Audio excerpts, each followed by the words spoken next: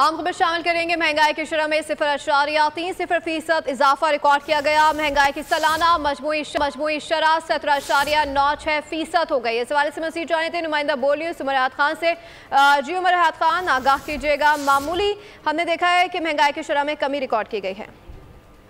जी बिल्कुल, बजट पेश होने के बाद मुसलसल 4 हफ्तों तक महंगाई की शरह में जो है वो कमी होती रही, लेकिन उसके बाद अब हम देख रहे हैं कि मुसलसल दूसरे हफ्ते महंगाई की शरह में इजाफा हो रहा है और इस हफ्ते भी जो है वो महंगाई की शरह में 0.30% का इजाफा रिकॉर्ड किया गया है और महंगाई की जो सालाना मजमूई शरह है अब वो 17.96% तक पहुंच गई है और एक हफ्ते में 23 अशिया महंगी हुई है, 6 अशिया जो है वो सस्ती हुई है और एक हफ्ते में 21 अशिया जरूरिया की कीमतों में इस्तेहकाम रहा है और एक हफ्ते में प्याज की फी किलो कीमत में 36 रुपए तक इजाफा हुआ है। अंडे फी दर्जन 11 रुपए 17 पैसे महंगे हुए हैं और लहसुन की फी किलो कीमत में 16 रुपए तक इजाफा हुआ है। LPG का जो घरेलू सिलेंडर है वो भी 52 रुपए 65 पैसे महंगा हुआ है। उमर खान आगाह करे थे, आपका बहुत शुक्रिया।